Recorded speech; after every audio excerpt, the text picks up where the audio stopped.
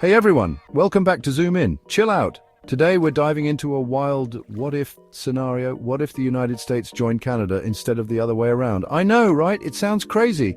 Before we begin, let's make one thing clear. This is just a fun thought experiment. We're not taking sides or making political statements, so take a deep breath, grab a coffee, and let's imagine a world where America becomes part of Canada. Okay, so first things first, Canada is already enormous, like seriously huge. It's the second largest country in the world by land area, but here's the thing, it has fewer people than California. Now imagine cramming all 330 million Americans into that space. Suddenly, Canada's population skyrockets to 370 million people, making it the third most populated country on Earth, right behind India and China. This new mega Canada would stretch from the Arctic Circle all the way down to the sunny beaches of Florida. We're talking every possible climate, every kind of terrain, deserts, mountains, forests, you name it, they got it. And the economy, forget about it. This would be an economic powerhouse unlike anything the world has ever seen. But there's one big question that comes with a merger of this magnitude. What do we even call this place? Would it still be Canada? Or are we thinking something new, like United North America? UNA, anyone? Let me know what you think in the comments.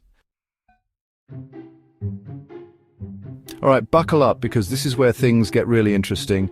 Canada, as you may know, operates on a parliamentary system. They've got their prime minister, their parliament, and they seem to make it work. The US, on the other hand, well, we've got our president, Congress, the Supreme Court, and let's just say it's a whole different ball game. So in this hypothetical United North America, what happens? Does Washington, D.C. get demoted to just another city, or do we all pack our bags and move to Ottawa? And speaking of leadership, do we have two heads of state now? Do we keep the US Constitution, or is everyone switching over to Canada's system? And don't even get me started on what happens to all the state governors, senators, and the layers upon layers of local government. Honestly, this could be the biggest bureaucratic nightmare in the history of politics.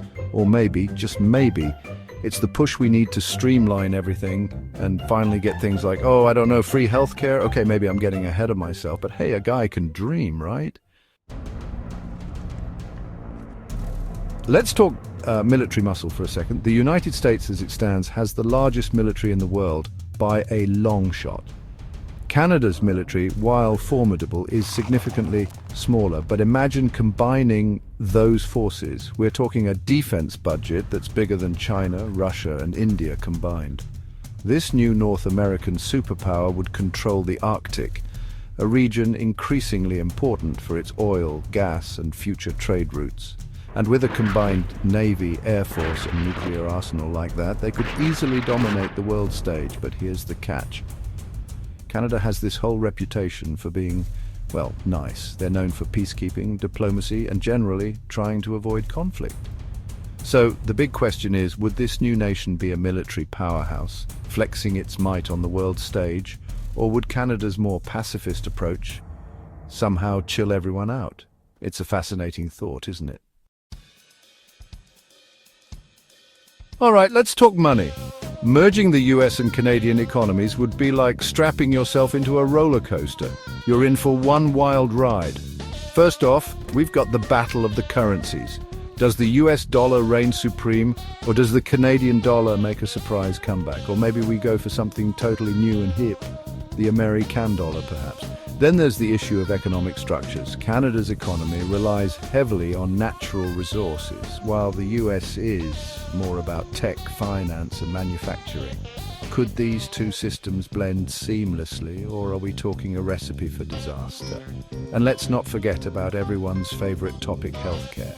Canada has universal healthcare, while the US system, well, let's just say it's complicated. Would free healthcare survive this merger? Or would Canada's system buckle under the weight of 330 million new patients? It's a tough one. Would this be an economic superpower dream team, or just one giant confusing tax headache? Chapter 5. What happens to the US states? So we've merged the countries, but what about the states? Do they just hang out as they are, or do we get creative? Would they merge into larger provinces? Would we give them brand new, cooler names? Imagine saying, I'm from California province. Sounds a little strange, right? And let's be real for a second, Texas joining Canada, that's practically the plot of a dystopian sci-fi movie right there. But it's not just about names, is it? This kind of change would have a massive impact on state identities, local laws, and probably cause a whole lot of confusion. It's a logistical and cultural puzzle, and I'm not sure anyone has the answer to this one. Chapter 6. Culture clash. Who wins? Okay, let's be honest, this is what everyone's really thinking about. US and Canadian cultures, similar sure, but also worlds apart. So in this epic clash of traditions, who comes out on top? First up, the ultimate showdown, hockey versus American football. Would the US finally embrace hockey as the superior sport, or would football fans put up a fight? And what about Thanksgiving? Canada celebrates in October, the US in November. Whose Thanksgiving traditions would win out? Would we have two Thanksgivings? And the fast food battle? Would Tim Hortons become America's new caffeine addiction, or would Starbucks hold strong? Would every McDonald's start serving poutine? And let's be honest, the biggest question of all, would Americans finally have to start saying sorry all the time? Chapter 7, Global Impact, A New World Order. Here's the thing about a merger this massive. It wouldn't just change North America, it would send shockwaves across the entire planet. NATO, for one, would suddenly have one super powerful member calling the shots. China, Russia, and the EU would be scrambling to reassess their strategies. Would they see this new North America as a threat, an opportunity, or something in between? And what about Mexico? Would they feel the pressure to join in and create a North American superstate? This kind of geopolitical shift could lead to greater global cooperation, or it could ignite some serious international tensions. The truth is, we're wading into uncharted territory here, and the possibilities are both exhilarating and a little bit terrifying. Alright, so what do you think? Let's be real, this is never happening. The US and Canada have completely different cultures, governments, and histories. But hey, it's fun to imagine. So now it's your turn. Would this be a superpower dream or an absolute disaster? If it did happen, what's the first thing you'd change? Drop your thoughts in the comments. And if you had fun, like and subscribe for more deep dives into history, hypotheticals, and crazy ideas. See you next time on Zoom In. Chill out.